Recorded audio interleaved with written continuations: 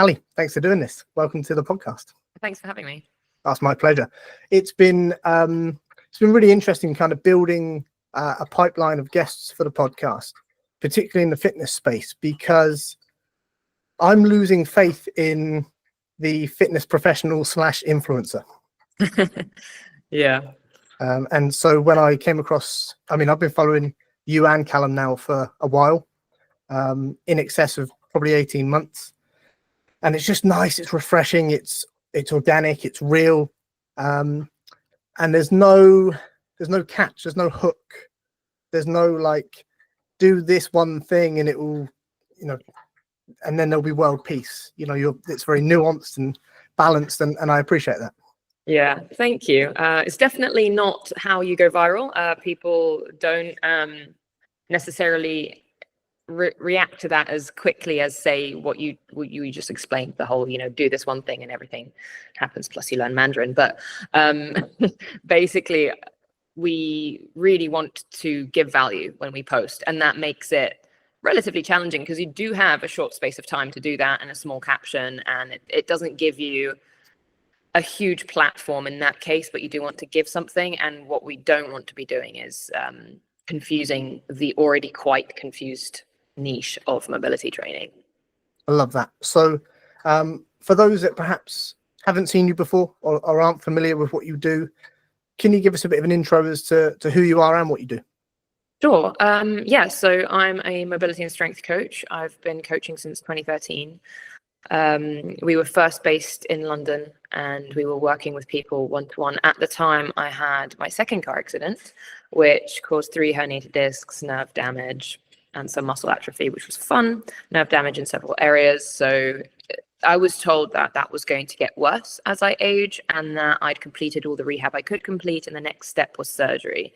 So naturally, that wasn't great at the time. I was a semi-professional skier. I was entered into FIS, so I was hoping to actually race. That didn't happen. And I just didn't quite understand that I was just going to get worse. And I didn't understand why the doctors and the specialists were telling me, don't do this, don't do this, don't do this, just don't lift. And I was like, but it kind of makes me feel better. And all my other coaches are telling me to, I was working in a gym, and all the other coaches who were very knowledgeable, I was really lucky to have that around me. They were like, no, like do this, and just keep moving, do this course, read this book. And eventually I did start getting better, and I did start getting a little irritated at the fact that I was being told all these things and they just weren't true. So I started studying it even harder, kind of out of a sort of it was like a mission, like this can't be right. If I manage to get better, surely that's just not a fluke.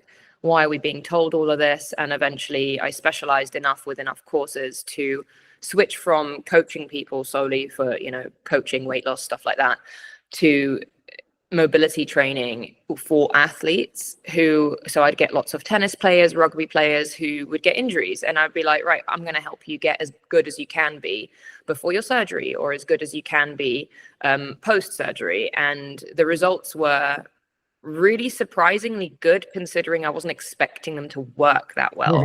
Mm-hmm. For example, I was doing some of the rehab work that I'd learned about on a power plate, which everyone thought was like kind of a joke, but I'd read a bit about how it speeds up tissue recovery for rehab, yada, yada.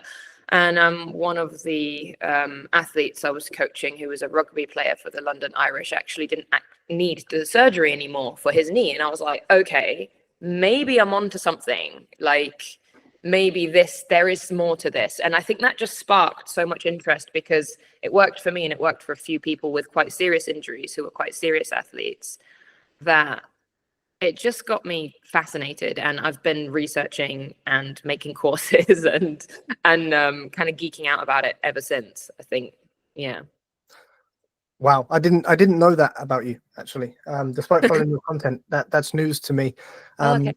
What's really interesting about that is your story somewhat mimics. Are you familiar with Sean Stevenson? He's the author of Sleep Smarter. He's an American author.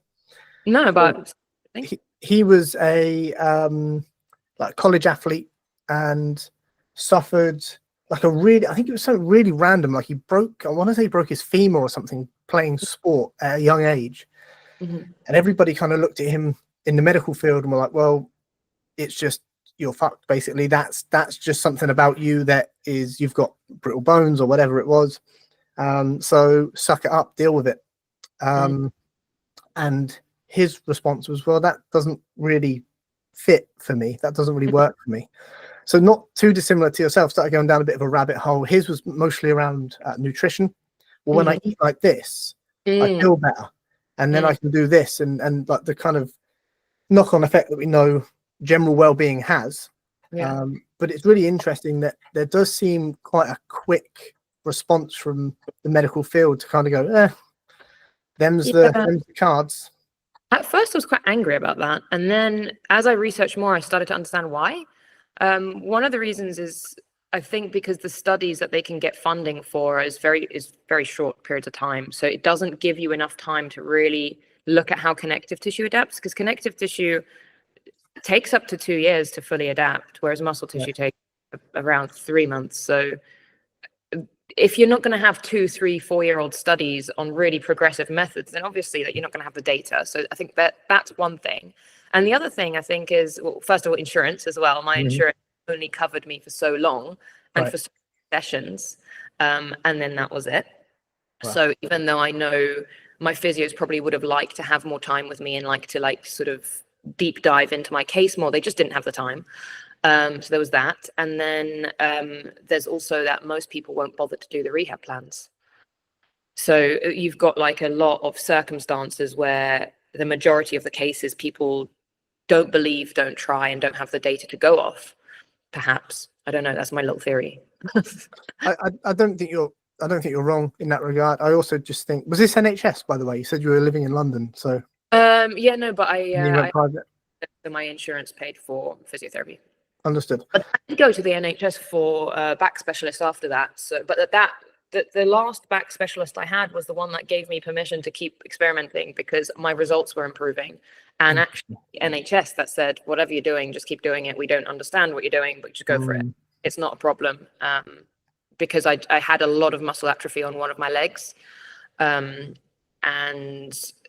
after several months of going into the back specialist and doing scans, he was like, well, it's actually starting to reverse. So just, I don't see a problem. And I was like, everyone's told me not to do this. Can I do it? And like, yeah, off record, you could do it.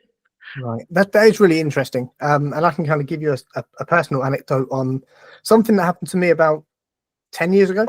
I was in the gym and at the time I didn't know what I did, but let's, for argument's sake, just say I blew my knee. Something went in my knee. I couldn't walk on it. I ended up on crutches.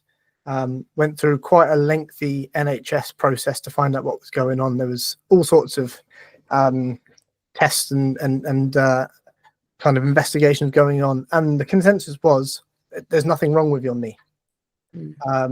And this is I'm not shitting on the NHS, by the way. I'm just kind of saying how it is here in the UK.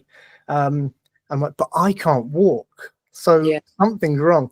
And it wasn't until I went to an independent physio. He was like, the knee's fine. It's your glutes that are the issue.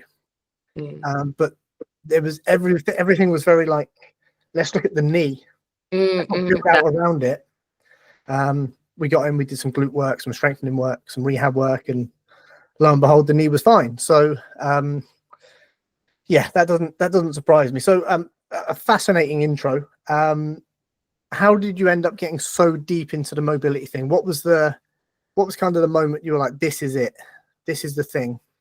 I think because I started getting better from the methods I was learning. It was not just mobility. I mean, at the time, I didn't know it was mobility training. I just knew it was rehab.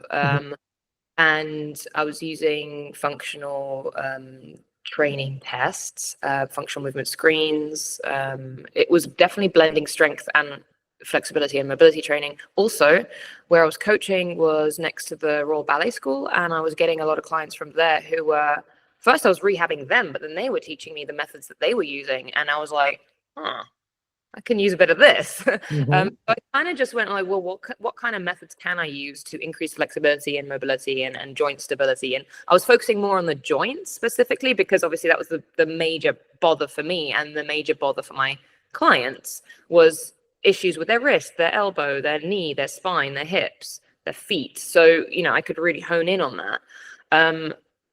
I think what got me into mobility training the most was because I was realizing the methods I was using and the things I was learning was mobility training. And I took a few certifications in mobility training so that I was like, yeah, no, this is definitely it. It's not the whole story. You can't just do mobility training alone. There's more to it.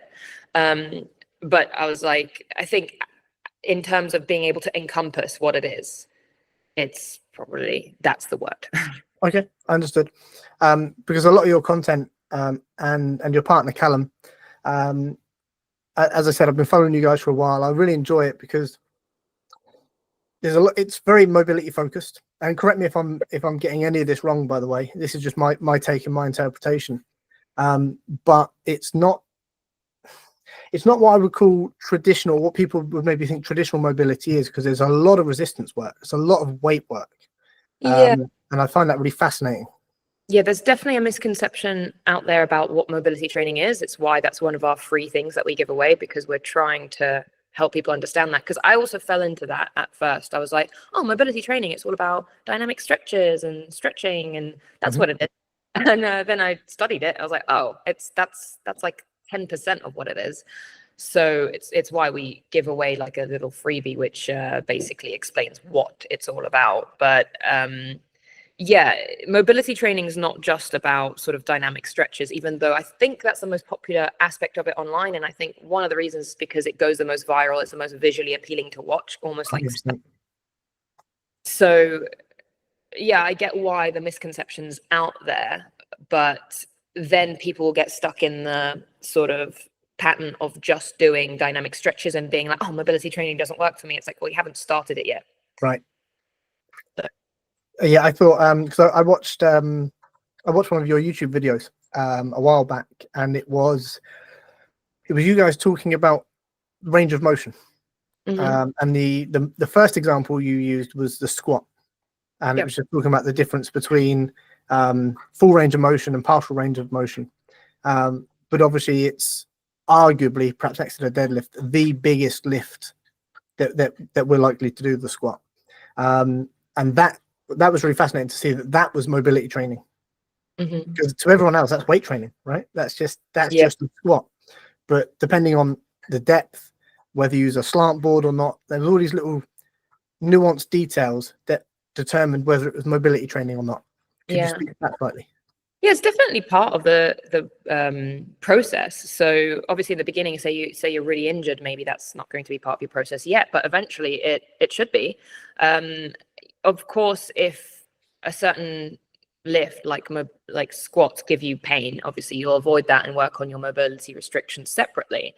But if you can get full hip flexion, hip rotation, ankle dorsiflexion, knee flexion, suddenly you can do a full range of motion squat. And I'm quite comfortable in a full range of motion squat now without shoes, but back in the day I couldn't squat. I just fall over. Like I just didn't have the joint range of motion. And people think, oh, you're either born with it or you're not, but you can work on that through mobility training, and eventually it can all come together and be part of your lifting. So obviously you're not going to be doing like slow eccentric reps or hovers in your deep squats all the time, but it can be part of your process and part of being able to then fully control the squat. So quite a lot of people, they actually struggle in the hole, which is when they get to the bottom of the squat, they kind of either bounce a lot or they find that uncomfortable. There's nothing really wrong with bouncing as long as you can control it, but most people find that uncomfortable, and that part is like the bit they're like, oh, get in and out, and it's horrible and I don't like it and it hurts. And that's essentially where mobility training comes in, and you can bridge that gap of the range that you have full control over and the range that you have, but you don't have any full control over. And every single human being's joints should test to a certain amount of degrees. And most of us, apart from some anatomical anomalies, should be able to do quite a decent depth squat, at least below 90. And you can then, use that to continue your mobility training and your strength training. Understood. Let's kind of rewind, but also simultaneously kind of bring it forward to present day. Just because I really want to give the listener and the viewer a decent understanding of your business at the moment, what you guys are doing, what you're talking about. So can you just tell us a little bit about Flow Motion? Yeah, sure. So Flow Motion Fitness is what originally started actually as just our coaching business in London. And we were coaching people in person and doing groups as well. But then we realized so many people could do with more attention, but then a lower price point, because one-to-one's very expensive. So we developed the hybrid training of, I would see a client for 90 minutes once a week. In one big slot, we'd go over everything that's a problem, everything that they need to go over. And then they'd get online coaching for the rest of the week. And I'd stay in communication with them, gather information, gather videos from them, and then we'd do another 90 minutes. So we figured out a way of hybrid coaching where people would basically get more information, get more coaching for less investment. But eventually this turned into, we'd like to help more people and do it more affordably. So which is why we developed online coaching more. Then we were like, I wish our clients could actually learn this stuff, or our colleagues or other coaches who are into mobility training and strength training, I wish they could learn it. So we developed the CPT courses. So this obviously took more than a decade to create. So we developed just, the CPT courses, the online coaching options, and the different programs for different price points, because we just wanted to have, people kept saying like, I wish I could do this, but I can't afford it, or I wish I could do that, but I want to learn this, but I don't know where to learn it all. And where did you learn it? I'll be like, I learned it here. And Right. they'd be like, yeah, I don't have the time or the money to do that. So I was like, okay, I need to find a solution where all this stuff I'm really passionate about, I could put it into one place. So that's how we've developed all the different programs, the different types of online coaching, and the CPD courses, which are all about education. Fantastic. I love it. And it feels, as I said at the beginning of the podcast, it feels really wholesome, really pure. Like no one's under any illusion that it's not a business that you're making a living from, but there's a real difference. And I was talking to my wife about this, who's an online coach. We run a small stable of fitness and wellness businesses, one of which being presented on show today, part of the new merch line, link coming soon. And I was saying that there's certain coaches in our atmosphere, should we say, that even though they're giving value, they're sharing their knowledge, it feels like it's for them. And when I watch you guys, it feels, like I say, wholesome, genuine. Like, here's how you can do X, here's how you can develop Y.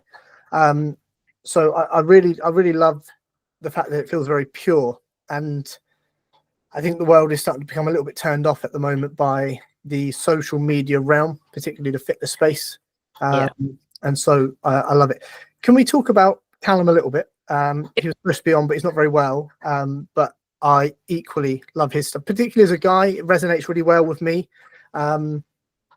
One of the things I love about his content is we talked about maybe a bit of a misconception of mobility training. And for me, I always thought mobility training was kind of like the very lean, long-haired kind of animal flow guy. But Callum's pretty jacked, to be fair. Yes. And I'm fascinated by that because, like you are also, but coupling the traditional strength work, the resistance work with mobility. Could we give him a bit of a plug and a bit of a shout out while we're here? Yeah, sure, definitely. Like to be or not? Absolutely. Hopefully, you guys will have a chat soon and can really pick his brains. But yeah, what do you want to know? I'm fascinated, really, as to how he's able to maintain, but also he seems to be gaining muscle mass whilst being incredibly supple and mobile and fluid. And I think for the guys out there, we generally look at mobility work as perhaps a little bit feminine. It's maybe an old school view, but we kind of just want to get in and lift weights and do the grunt work. But that really fascinates me as to he's towing the line with both really well. Yeah, I mean, we're both really, really into that. And we've both got stronger and faster since doing mobility training. Um, but I think with Callum, he's had a few injuries and not been able to get past certain plateaus with strength training. Interesting. And mobility training has allowed him to then get past that and go further, and used it as a complement rather than anything else. At first, when he got into mobility training, he focused solely on it and did lose a bit of muscle mass. And then he realized this isn't the way. This is actually detrimental and it's not going to be helpful because we actually need both. So that's when he learned that mistake, and and changed his course and then started blending it better. And that's actually how we ended up developing the strength and mobility certification, because we were like, there is a way to blend this. There's lots of ways to blend it, but there's different ways for different people at different levels. And yeah, we figured out the different methods, and there's actually quite a lot of science behind it, which is nice as well, to prove it. And yeah, we've just been following that ever since, and it's made a big difference because we do love strength training. We do love being strong, and we really like getting out and about and being able to use that in the real world. And Callum's also quite a risky person. He will do sports to the extreme and hurt himself on a regular. So, like, for example, just recently, I think he may have broken his wrist. Oh, wow. I've seen him doing all the rehab stuff. Yeah. Just because he will take certain sports a bit far. Yeah, like skiing, we went skiing for 3 months, and obviously I used to be a racer, and he's not.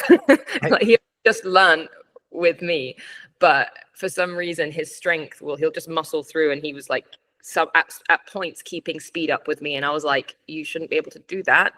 But you definitely don't have like the methods or the skills to be able to do that. So obviously he tore some muscles. I was like, wow. Yeah, he just loves moving. He loves training. So I think this is the perfect thing for him to be able to keep doing it, because he will push things to the extreme and end up like falling and smashing into things and breaking stuff and then needing to fix it. Right. I love that. But also, watching you do your weighted pull-ups at the moment, you're getting stronger and documenting that really well. But also, again, I talk about your content a lot because I consume it a lot.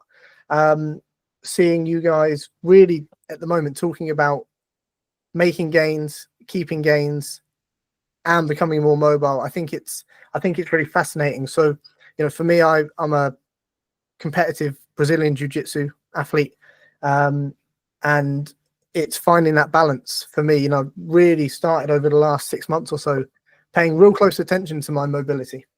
Yeah. Because you want to be strong, but if someone's got you folded up and they're just going to camp out there for a couple of minutes, you need to be able to kind of hang with it. So with that in mind, what is the difference then between mobility training and flexibility training? Yeah, I do want to circle back to what you just said, actually, because we've got quite a lot of clients who are semi-pro and pro martial artists. And they talk a lot actually about the ability to stay in that awkward position and be able to hold it and then generate force. And that actually then brings me back to your current question, which is what's the difference between mobility and flexibility? It's obviously there's massive overlaps, and mobility training is definitely more focused on joint function, and there's more end range strength and stability and strength generation in that. However, I don't not believe that flexibility training has it too. I mean, contortionists that really focus on flexibility training will be strong in those end ranges, which is why they don't break. So I think there's a lot of overlap, but with mobility training, you're really just focusing on the joint function per se. So going back to jiu-jitsu, like say you're being pinned down, like quite a lot of people say they need to generate force into a bridge, or generate force with their knee being twisted or their arm being twisted. And that then really goes back to joint mobility and joint strength and stability, which we can build. One of the things that's really important is shoulder rotation, hip extension for your sport. And if we can help people generate a huge amount of force there and be able to withstand a lot of force there, then they can, be folded into funny little pretzels and they can just chill for a bit, and then generate force. And mobility training really does mimic that, in that we are definitely getting into your end ranges, spending a lot of time doing sequenced work to help you get into as end range as you can get, and then creating stability and force generation. So that really does go back to your sport really well. Yeah, absolutely. And I've been seeing it for myself firsthand. The more mobile I am, the better my jiu-jitsu is. Yeah. Because as you said, you can kind of go, cool, this is a bad position. And as soon as that opening allows, you can go and look to escape, or at least start to build the escape. Yeah. So that's on that note then. And I know we're jumping around a lot, but I've got so many questions for you, and we've only really got an hour, maybe an hour and a bit if we're super lucky. When we're talking about building strength in those end ranges, I guess it's an obvious question, but I'd like to hear your 2 cents on it. Is reducing the weight. Let's say it's that squat and we're going ass to grass. We're going to have to dial the weight back, right, and kind of rebuild. Mm-hmm. You're not going to be able to just take your big squat, and I mean, some people might already be. So how do you phase that in? How do you strip it right back and then kind of rebuild, or how does that work? Depends on whether we're talking about a specific joint function or like a functional movement. But if we say take the squat, for example, you would dial that back. First of all, you need to be able to have the full ranges. So I'd need to work on ankle dorsiflexion, hip flexion, like everything I mentioned before. Mm-hmm. As long as that's already at end range, that is already going to give you some form of stability, because we'll use all the methods we need to get there. But with your squat, one of the things, like if you're not feeling comfortable or stable or strong at the bottom, one of the things I would start with is hovers and isometrics, and then force generation. So you can actually load it up, get to the bottom, and then hold. It's awful. Mm-hmm. And then you can start using tempo work. So it's really brutal. Say you're going down for 4 seconds, holding for 4 seconds, coming back up, that's going to burn you out quick. You do that for 6 to 12 weeks, alongside your other training, not only, obviously. Suddenly you're going to, when you go back into normal squats, it's going to feel like a breeze. So you can use all these methods that, let's face it, aren't that easy, but you build yourself up into it first. Understood. Cool. So from what I understand, most of your client base looks like athletes. Would that be a fair comment? Or do you also kind of cater to or work with, I guess maybe my demographic, which is the busy professional? So the vast majority of, sorry, go ahead. Yeah, no, sorry, just yes. Okay. One of the things I see, because the vast majority of my client base are the quintessential busy professional. It just so happens to be they tend to be 80% of them are director or above, right through to C-suite. So the demands on their time are significant. Mm-hmm. They also find themselves on planes, trains, sat at desks all day, which we know is long-term not great for you at all. And so one of the things I've been prescribing recently is more mobility training or mobility style training. What do you tend to see with the busy professional or those that are seated for long periods of time? What tends to be the issues that they're coming to you with? You definitely, we do have quite a few of those, and they definitely have less time. You're right. And they are more stressed. So their muscle tension is higher generally. Mm-hmm. Sometimes they can't eat properly or drink properly. So again, that affects their training. They're more likely to get muscle tears because of all of this. And they spend a lot more time seated, so their hip mobility is mega affected. Usually their hips, their spine, and their upper back is an issue.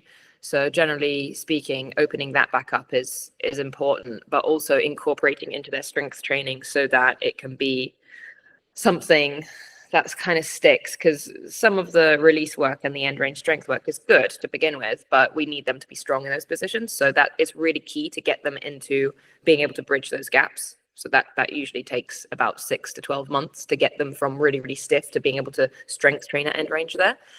And then Another thing is their lifestyle is just to slightly adapt it. So like if they're sitting all the time, just have them have different seated positions, different standing positions that they can switch between.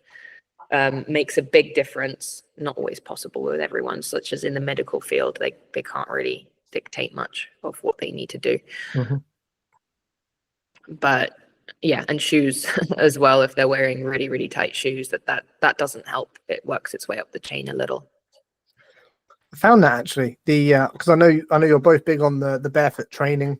I'm exactly the same. Obviously with jiu-jitsu it's barefoot, but in the gym I'm the guy just kind of walking around with no shoes on, socks on. I'm not a total monster unless it's my gym, then of course I do what I want. But, you know, I'm a big believer in that, and something really fascinating happened actually. So I met my wife in my corporate career, and she did a decade working for a very large cruise brand, and she was like Little Miss Corporate. She was like pencil skirt, high heels, all that good stuff.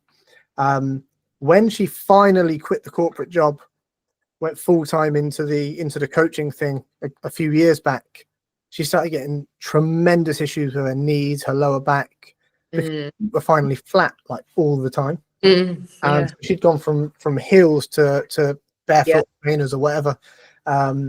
The knock-on effect it had was significant. It took her quite a long time to kind of work back to like a baseline. Which is really strange because going barefoot is obviously generally considered to be better for you. Yet she spent so long in heels that it was like having to relearn. So could you just touch on that a little bit? Because again, I think that's fascinating that you guys are so good on this. That does happen a lot with a lot of people because your body adapts to whatever stimuli it's given, and if that's been a long time she's been like that, then switching immediately to barefoot is quite a big change. And we even see that with people just using, you know, a slight heel or normal trainers going into barefoot. We don't want them doing it too quickly, because if they don't have that transition period and exercise, well, we actually test the feet when we test our clients. We test every single joint, but we test the big toe, whether it can abduct, whether it can extend properly, because even just something as little as that, which most likely with most people, if they've been wearing tight shoes or heels, the big toe won't extend or abduct properly. And then, you know, going from that to then barefoot is not ideal. We want to build that foot stability back up and that strength back up before we transition someone into training all the time without any kind of what they're used to as normal. So there is definitely a stage of testing strength exercises and then moving back into more barefoot style shoes or barefoot style lifestyle, but you need to transition your way there. And I think that's where you'll see things like people saying, oh, barefoot shoes didn't work for me. It's like, yeah, but did you just go straight into them? Because if so, then that's why. There was no transitionary period. Yeah, interestingly, I've got a buddy of mine. He was the first guest on the podcast. He's a very, very smart guy. He's a sports therapist, currently studying to be an osteo. And he was talking about something similar, because I asked him about lifting shoes or barefoot or this particular trainer, and he had the same thing. He gets clients come in and they'll be like, my ankles are just ruined. He's like, cool, so what's happened? And they've gone, well, we've gone from a pair of Nike Air Max to, I don't know, some particular, you know, barefoot shoe or lifting shoe. And he'd be like, yeah, that will do it. And his response is kind of similar, like, well, yes, that's the best option, but if it's working for you and it's all you've ever known, then you've probably built up a framework and a foundation around that. So that immediate change is almost the argument. This isn't his words, by the way, but it's almost not changing is almost potentially, you know, I guess as good as changing. Yes, we want to get to barefoot, but if it's if you're going to do it too quickly, it's not great either, and then the side effects of it aren't ideal either. Yeah, I mean, it's interesting. There's a lot of studies on like insoles and orthotics, and how there's certain muscles in your feet that within 12 weeks they disappear by 17%. It's quite a lot. 3 months. How do they disappear? They just atrophy. It's not they disappear, like they atrophy. I know, yeah. It's the wrong word. But yeah, basically, sometimes when I've had clients with foot pain, their doctors have prescribed orthotics, and I'm like, okay, whoa. You're not using those yet. Let's think about whether you actually need them, because we could do exercises to bridge those gaps between, why you have foot pain, and because a lot of the studies, they say, oh, because of the muscle atrophy, you must also do exercises to stop the muscle atrophy. But in my opinion, it's like, well, let's first try the exercises, and then if you're still in agony, then let's do the exercises and the orthotics. But ideally, in a majority of situations, that's the last port of call. Like, first, everything else needs to be tried, because then you do have side effects that you need to be aware of, and the fact that you could end up essentially adapting to those orthotics or to those different shoes, and it being even harder to get out of them. Understood. So that was my question when I said how do they do it. So you just become so reliant on the new structure that your muscles atrophy in certain areas, and then you need to build that back up before. Say you've been doing that for 5 years, your muscle atrophy will be much higher than just that 17%. Certain muscles will just struggle to function as they usually would, and so you just need to build that back up before you transition into barefoot. I have a similar theory on lifting accessories in the gym. I'd be interested to hear your thoughts, because I might be wrong. I don't think I've seen either of you using belts and straps. I'm sure there are times when you do, and there are times when they're useful. Yeah. But I tend to think that, and again, you need to take it with a pinch of salt. When you walk around a gym and you look at somebody training, you've got no idea what they're training for, why they're training, what their background is, what their history is. So it's all at face value, but you'll see someone belt, wrap, straps, like all the gear, with no significant weight on the bar that's relevant. And again, I'm just keen to hear, like, build up a base before you start adding straps and belts and all that good stuff. It depends. I have used straps and belts in the past. I'm quite happy not to. I don't think, for what I'm doing anyway right now, it doesn't necessarily make sense. But I have done it in the past.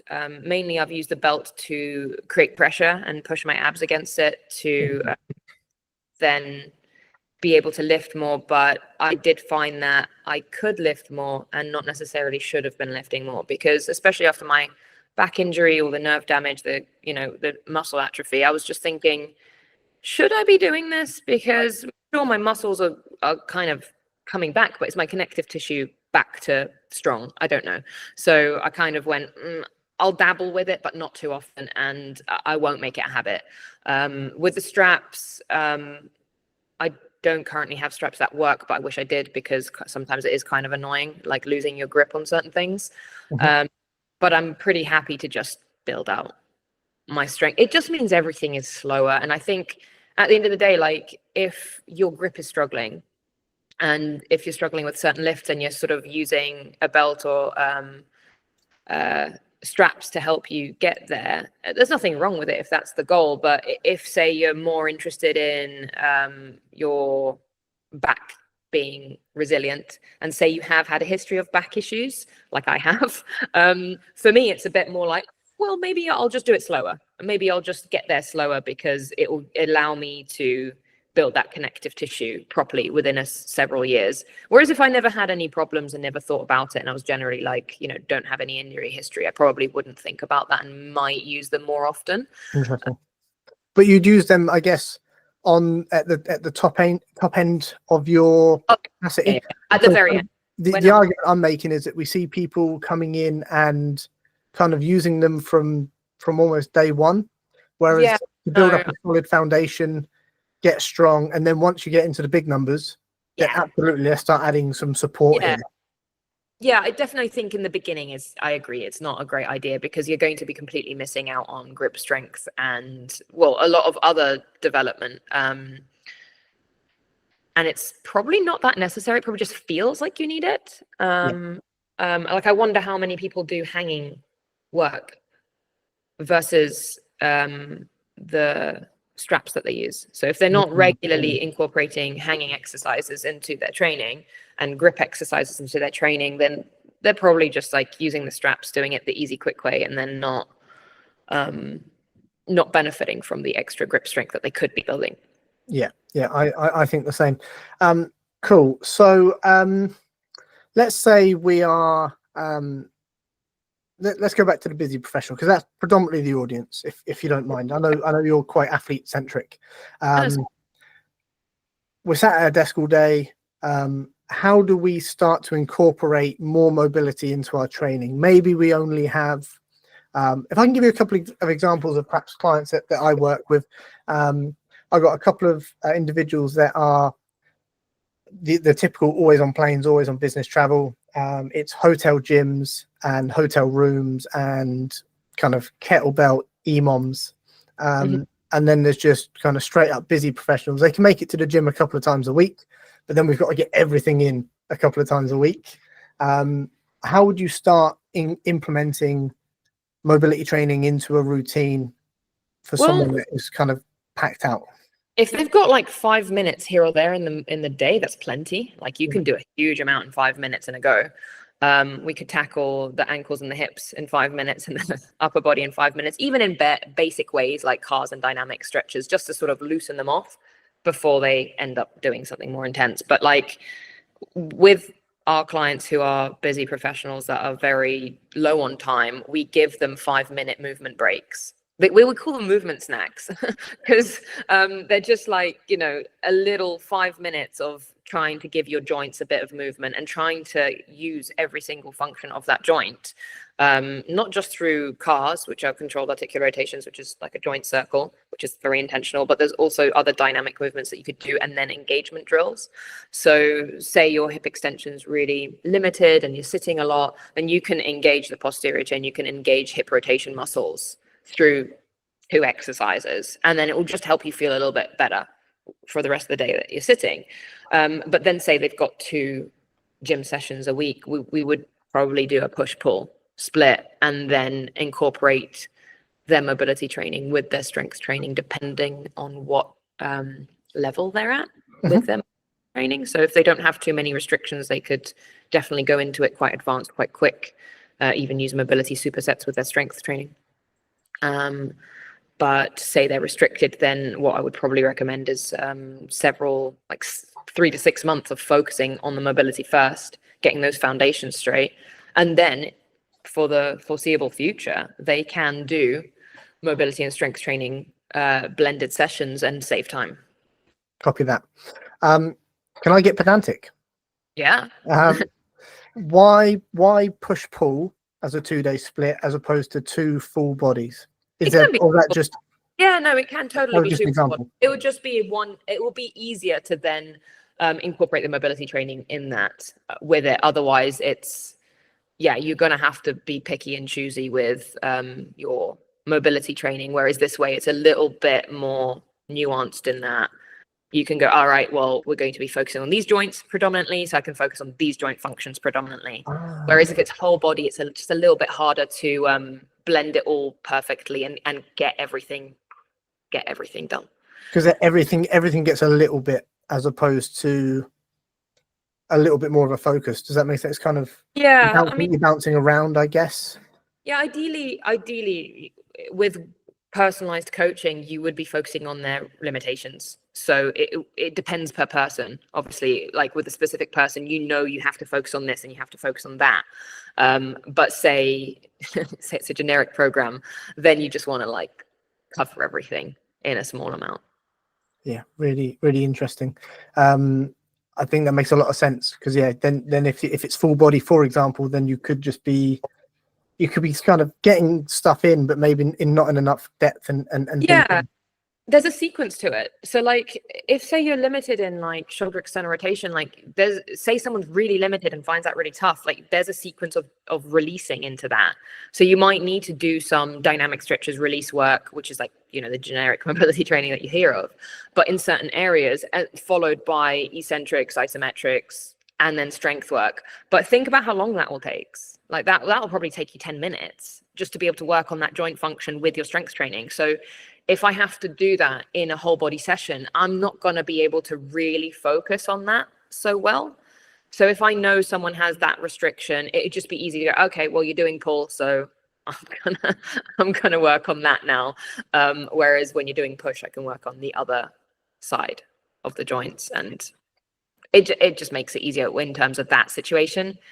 Saying that, every situation is different and it won't work that way for everyone. And some people will have multiple restrictions that are whole body, and you won't have the luxury of choosing push pull. So depends. But a really fascinating insight. Thanks for elaborating. I talked earlier about the fact that you walk into a gym, generally speaking, the more experienced fitness enthusiast will be able to kind of look around, and you'll be able to spot the athletes, the newbies, the gym bros.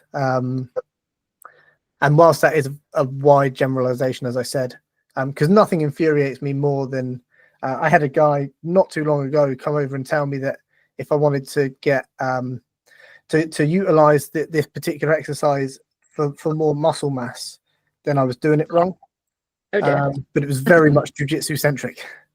So I really appreciate the guy's insight. He was built like a Greek god, but I'm just trying to get good at strangling people, dude. I'm not trying to get big. So that's kind of I'm guessing set the scene, I suppose. Yeah. But when you walk around the gym, or I walk around the gym, I do notice that not enough people seem to be paying attention to their mobility. Just as a general observation, why do you think that is? Why do you think we're not doing enough? Why do you think people like yourself and Callum are having to bang that drum so aggressively? Well, honestly, I think you don't really think about something unless you're in pain. And I didn't. Callum didn't. Like, none of us really cared until we were in pain. And none of our clients, I mean, I think I've had 1 or 2 clients that have come to me and be like, I'm not in pain. I just want to look after myself for the future. I'm like, wow, that is rare. Maybe I've had 2-3 clients in over a decade say that. It's really unusual. Most people get started because they're in pain, and because they've done the rehab, they haven't got better, or they've got this niggling pain for 5-6 years, or they've been in pain for 30 years. And no one necessarily gets into mobility because they think that it's important. They do it because they have to. And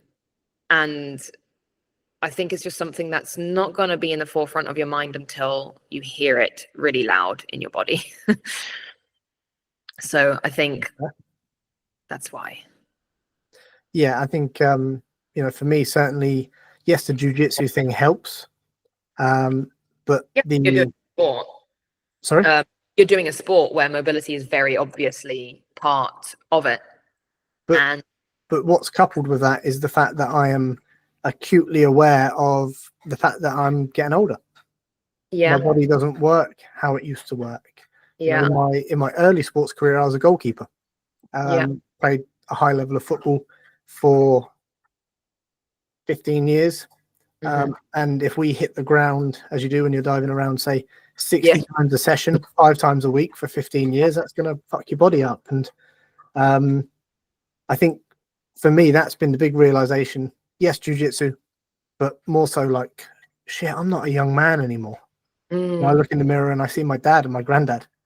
And so for me, that's been the big kick up the arse to be like, well, I've got a 1-year-old son and he's moving now. He's running around the house, and I want to be able to keep up with him in 10, 15 years time. So I think you're right. I think it's not until you get a warning light or something maybe a little deeper than that flashes up.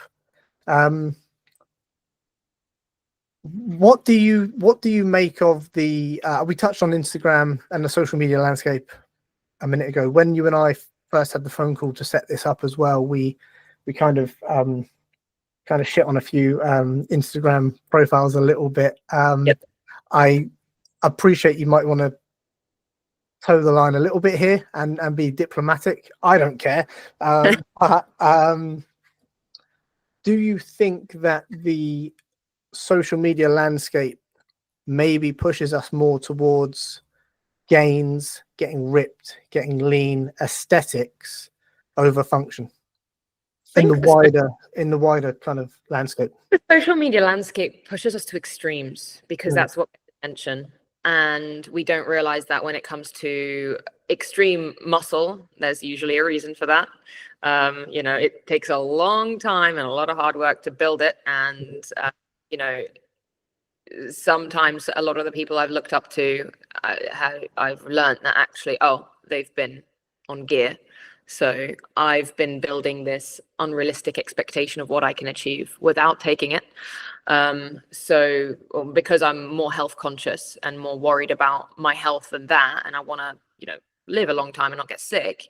I'm like, oh, well, okay, well, that's a little, it messes with you a little bit. I think it messes with everyone. We get kind of expectations and we feel like we're not doing good enough, but actually we're comparing ourselves to people who are on a lot of drugs. Mm-hmm. That's not ideal. It's giving us unrealistic hopes and skewing what's achievable. Quite often someone will be like, oh, I gained all this muscle in 3 months. I'm like, no, you didn't. Right. Right. And someone else will, a client will come to me like, I want to do that. And I'm like, well, do you want to be healthy or do you want to take gear? Because, that's something to consider. Another thing to consider is tissue types. So hypomobile tissue types and hypermobile tissue types. There is a scale. It's not just one or two. There's, people that have different types of flexibility in their joints and type 2 collagen. And that essentially dictates how quickly they can develop flexibility and how quickly they can develop mobility. And that's also unrealistic. Sometimes there's people who are hypermobile telling you, oh, well, you should be able to do this and you should be able to do that, basically shoulding people. And in a way, kind of also ever so slightly bullying that some of the aggressive hooks and social media tactics to get you to watch and listen are quite negative, and they'll make you feel bad that you're not doing good enough. But actually, they're just highlighting that they're able to do something, but they're not mentioning that they have a tissue type that allows them to do it. And in fact, it's not necessary to be that flexible. Like you need to have a certain amount of joint range of motion, which you can learn, which is why I teach it on the mobility certification. You could test this with your clients and they need to test somewhere between those ranges. But above that is not necessary. And some people show above that and go, you should be able to do this, but that's not true. So there's a lot of, I think, people holding others to their own expectations on social media. And we're then thinking that's fact because they're above average good at this thing. Yeah. But what we're not seeing is either the tissue type or the drugs that they've used to get there, or even just like, clever angles of the camera. Like that, it's definitely becoming a slightly toxic place online, and I think people are tired of it. Yes, I agree, and thanks for being so open about that. I know it's difficult when you are living and working in that bubble. I know it's difficult to talk about, but I think it's really important, and I ask a lot of people this because I am concerned about it. I think it's dangerous, it's challenging.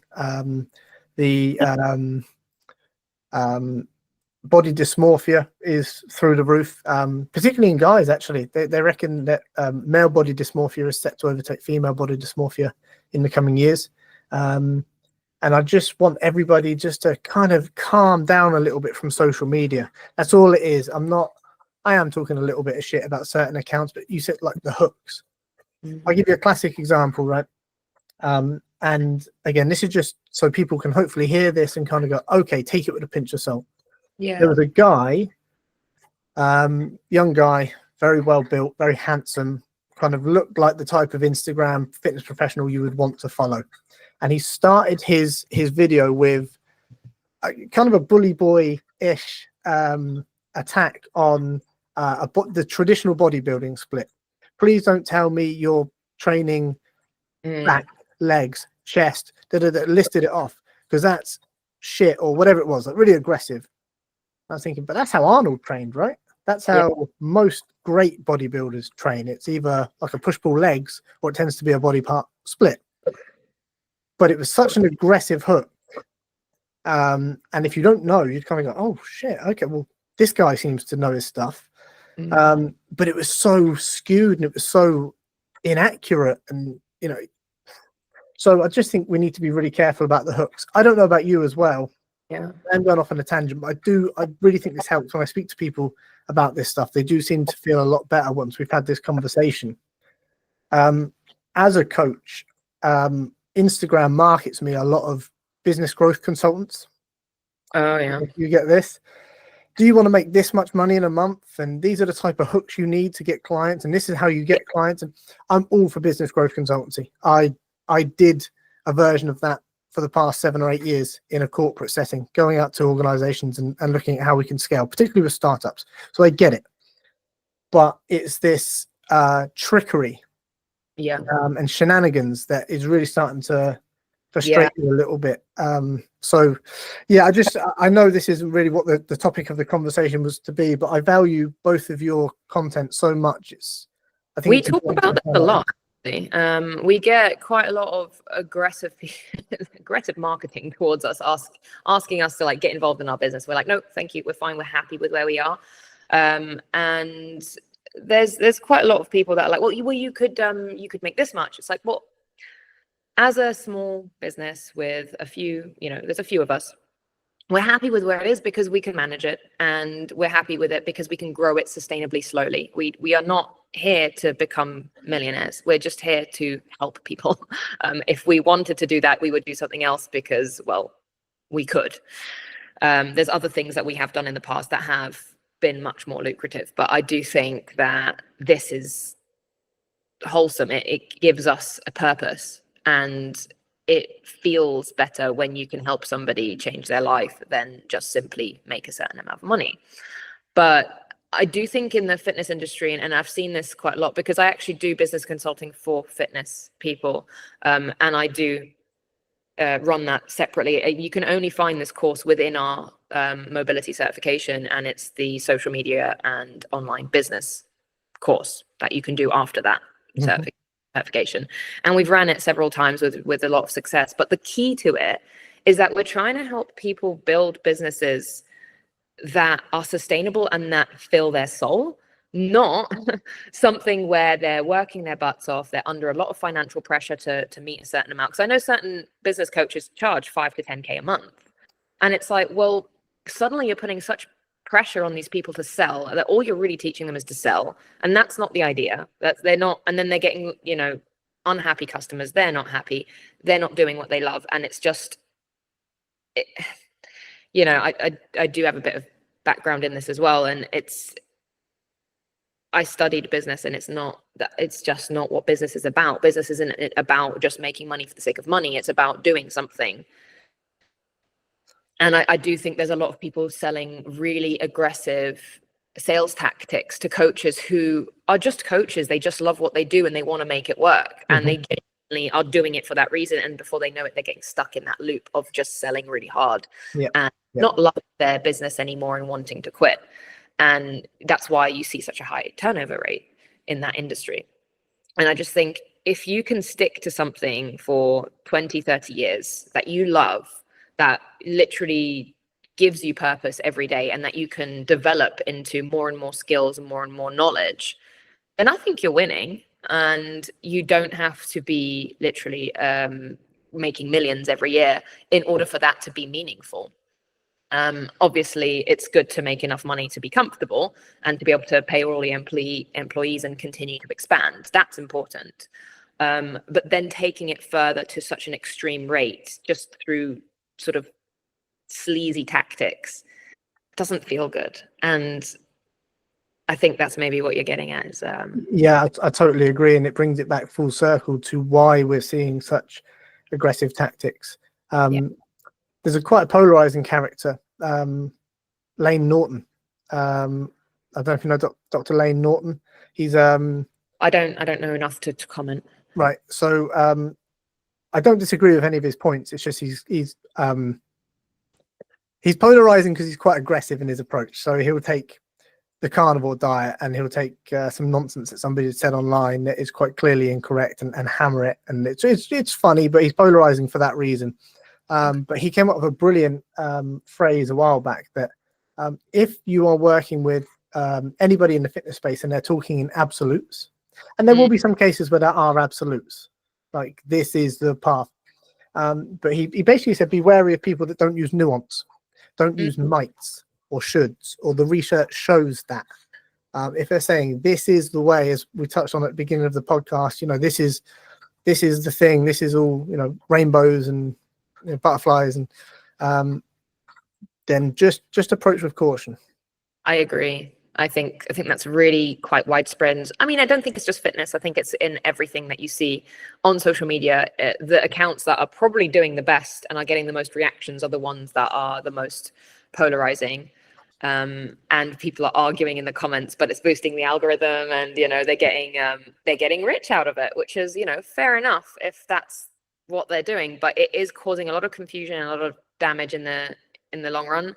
I've had so many clients come to me after quite big account programs, I'm not going to name them, with pain and issues. Like, right, let's look into this. I've looked into the program and I've looked into their joint assessments, and I'm like, that's actually exactly what you shouldn't be doing with that joint restriction. Did you get any tests before doing this? And they'd be like, no, they didn't test that. I'm like, well, they've given you something that will make you worse because you don't have the joint range of motion to do that. So you're compensating through it, which is why you're going in so much pain, essentially. So we need to take that away and then start from scratch. But the amount of people I've seen who have been given really aggressive programs to develop something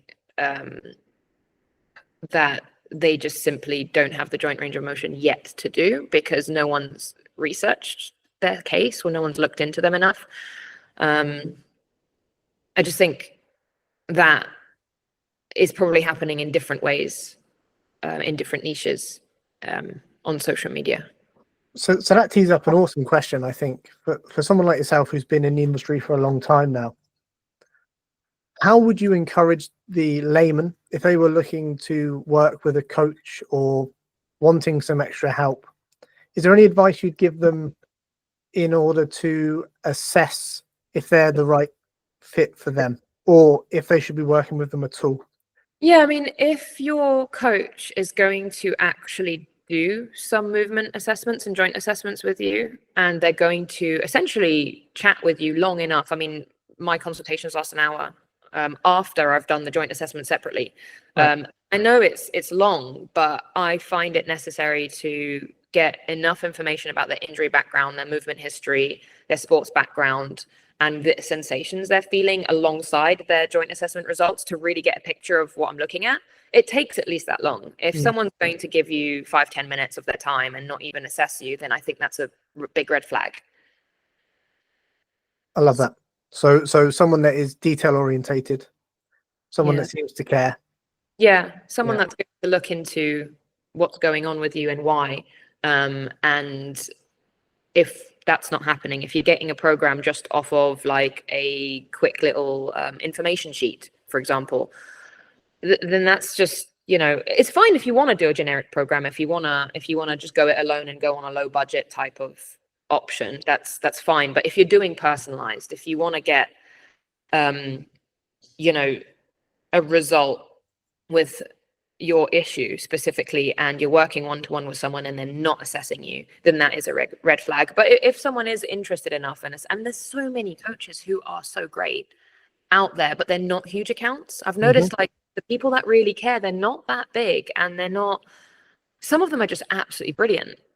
They're hilarious and they're educational, but they're not necessarily huge because they're not using those big hooks like we spoke about, and they're not using something simple enough that people can either have polarized arguments over, or it's not just highly able to go viral. And so I think, people searching might not be able to find who they're looking for, because probably they're searching on Instagram, and what first comes up will be not great. I completely agree. It's the kind of not sexy stuff. That's certainly what I've found over the past, I don't know, maybe year that I've had the Instagram presence. My Instagram has been really slow. My LinkedIn is significant, tens of thousands of followers. But for whatever and for whatever reason, the kind of the dull, boring stuff catches really well on LinkedIn. I don't know if that's because of the demographic. They kind of like give me the facts. I'm a busy professional. That's great. I'll work with that. But certainly it's not sexy enough. My stuff isn't sexy enough for Instagram. It just doesn't catch the cycle. And I think there's some real truth in that sometimes the simple stuff, the stuff you really need, because all I do really with my clients is make sure, are you sleeping enough? Are you eating well? It's kind of like stuff you would tell a child, like go to bed on time, eat your vegetables. And it doesn't have that same spark on mainstream social media. Like I said, on LinkedIn, it seems to work quite well. Instagram, it doesn't. So yeah, I think there's that. My advice would be to look at those that are, maybe even just talking about the simple stuff really well. Yeah. A brilliant non-fitness related example. I don't know if you know Gary Vaynerchuk. Keeps it very, very simple. Has been pretty much given the same advice for the past 10 years, and continues to do so. And it's the simple stuff that works. And if you follow those simple kind of tips, then you'll get somewhere. So we've gone off on a bit of a tangent, but I've really enjoyed hearing your point of view on it. Give us a bit of an overview then, if we're just as we kind of start to close up the podcast. If you want to get started, if we've done enough to pique some interest, or people are sat there kind of going, oh shit, I sit for a long time, or I have hip pain or ankle pain when I squat, or shit, I'm getting older, I need to start doing this. What's kind of an introduction? Where do we start? How do we get into this? I always say the same thing, and I know it's really boring, but first start with a joint assessment and a consultation with a professional. Like we have a team of people that can help you. It's me, Callum, or Kim that can help you with that. And we also have people in person because they've done our certifications. So if you're looking for someone in person, you just go onto our website, contact us, let us know where you are. And we will then send that out to all the people that have done our certification. And if they're in your area, we can connect you. And we've done that plenty of times in the past as well. And if they're not, sorry, Hali, if they're not, it's you can do like this type of assessment, an online assessment, or how does that work? The way it's on our, like if you go on our website, it's on the coaching section tab. You go down and it just says download instructions and then book a consultation.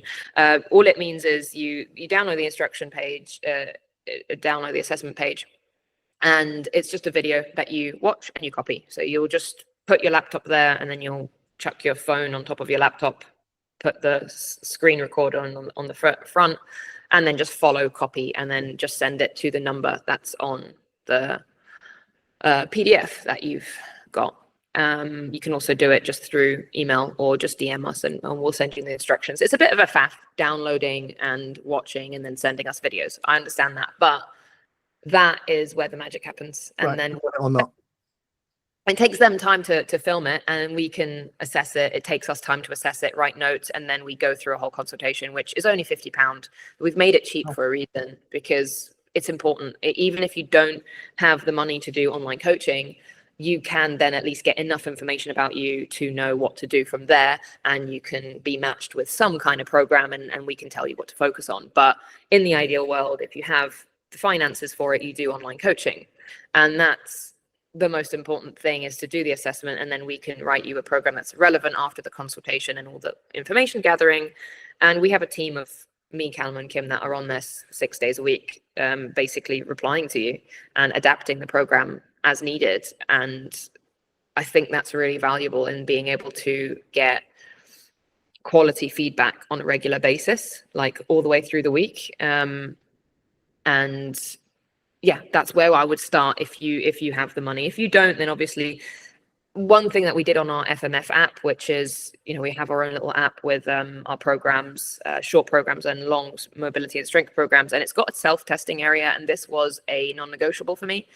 It was, I will only start my own app because I use TrueCoach for online coaching and other programs, which is fantastic. It's like fantastic because it does video feedback, and we find that quality and information is necessary.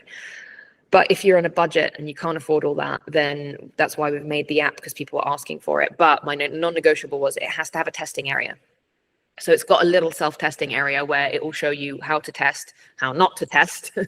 And then you can upload your own photos and you could track yourself, and then you could pick the programs that you need in relation to that joint function on the app for a very low price in comparison to everything else. So the point is, like, it depends on your budget or what you can afford, but obviously the best option is to have someone properly assess you and then adapt a program directly for you. But if you are on a budget, please use the assessment tool in the app so that you can have an idea. Because I think without assessing, you really just don't know if you're actually improving or not, and you don't know what needs work to begin with. You could be hammering away your hip extension, but your hip internal rotation is the problem. And you're not going to get into full hip extension if you don't have full hip internal rotation. So, you're wasting your time. So, that it's really important to test before you start working on something. Love that. I think that's really good advice. We could all, and again, that comes back to us and our conversation about our dismay on social media, is that it would have been really easy for you to say, here's 3 things that you should do for your mobility in this area.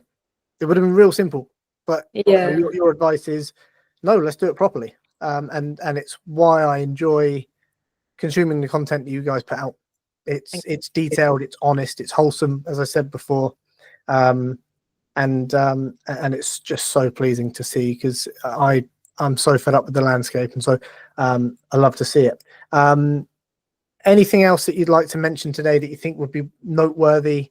I know we've kind of jumped around quite a lot, but trying to fit all your knowledge into an hour is quite tricky for me. I appreciate you taking the time, and I've really enjoyed our conversation, and I hope it's been somewhat useful to people to know where to start and what to focus on, and that joint function can be tested and it can be improved, and you don't have to lose it with age. So I hope that's helpful. I'm sure it will be. And as I've said, the whole purpose of the podcast is to be a free information hub. And we're never going to be able to cover enough ground in an hour. But what I want to do is people to hear this and kind of go, that sounds like me, and then find their way to your channel. So with that in mind, do you want to give a plug of the socials and the website? Yeah, sure. So the website's flowmotionfitness.co.uk. You can find me at Halinka Hart. You can find Callum at Callum Watson PT. And we've got a YouTube as well. So you find us under Flow Motion Fitness UK on YouTube. And I think that's everything. Great stuff. I'm very grateful for you taking the time out today. I've kind of fangirled enough over both of your content in this episode, so that's it's kind of obvious that I like what you guys are doing. But when I reached out and got a pretty quick response, like, yeah, let's do it. Again, it's one of those things where you kind of think, okay, this is a real genuine down to earth person that cares about what they do. And even during our first conversation, I said, listen, the platform that you've got here is not particularly significant at this moment in time, and your response was, but the conversation's important, and I think that speaks to you and your mindset as a coach and your willingness and eagerness to help people. So kudos to you. Well, thank you very much for having me, and I'm really excited to see what you're doing next, because it was really good having a conversation with you first time and finding out your viewpoint and where you're heading with this, and that's really exciting. I think a lot of people need what you're doing. So appreciate it, Hali. Thanks again. Thanks very much. Yes.